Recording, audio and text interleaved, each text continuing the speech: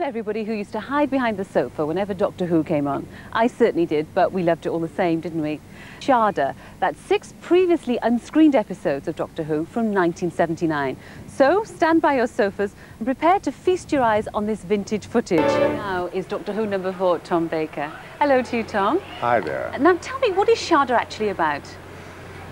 I don't remember every single detail because the BBC in its wisdom has taken about 14 years to revive this film. It's about the monster which goes around sucking people's brains out is quite interesting one. And I think this revival of this old film, narrated by me and brought together, is really, you know, for the dedicated fans of Doctor Who, of whom there are a lot.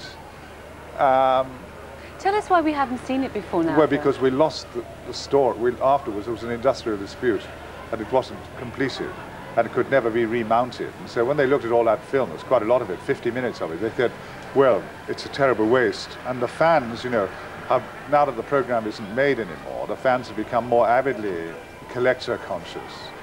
And so they want every bit. And this one marks the kind of full stop of my association with the program.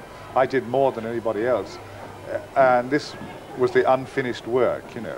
How do you feel? You think full stop sounds like it's a final involvement. It was a full stop a long time ago. But I mean, as far as the fans are concerned, you know, that I still hear from or meet in America occasionally. And of course, I mean, we've seen children around the site today. I mean, people still associate you with Doctor Who, and I was wondering how you felt about that.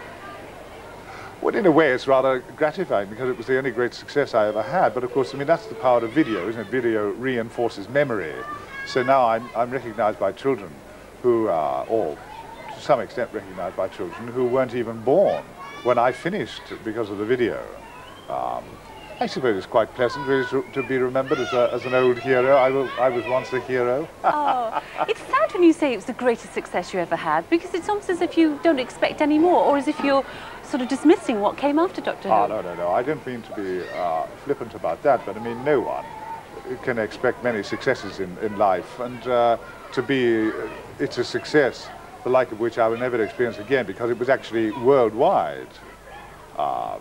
In that sense, you know, nothing can ever achieve that. It was actually, wherever there is television, there is poor old shagged out Tom Baker running across the rocks and punting down the river. You're very unkind to yourself. But you played the part for 7 years, and I'm wondering what you thought was the appeal of Doctor Who. I mean, he kept changing faces, he kept having all these adventures, and he kept winning.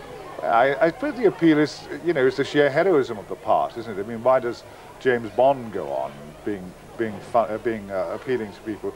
That people need different kinds of heroes, and Doctor Who, the formula, which is obviously stronger than the people who are in it, since no one has ever failed in it, you know, is a formula guaranteed for success, isn't it? There you have, in now a very, very uncertain world, you have a hero who's not interested in violence or acquisitiveness or sex or war or whatever. He's just kind of benevolent, and also he is alien, you know. So this set him aside. I suppose really, good as it was, there was no competition, you see, was there? Not really. Well, although when you consider that he still has all this appeal, and television has become more sophisticated, Doctor Who must have had something that has endured all these years.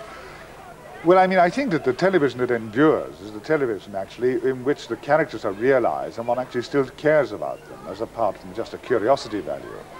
I mean, Dad's Army endures because, you know, it was so vividly realized. And those of us who remember something about those days, or know something about history, look at it and you say, yes, that was marvelous. The techniques may improve, but nothing can ever lower people's desire to become involved with good characters, you know, with heroic or pretentious or silly characters. So I think it's the characterization that makes a thing endure. Otherwise, it just becomes a kind of a lark, you know, from the past.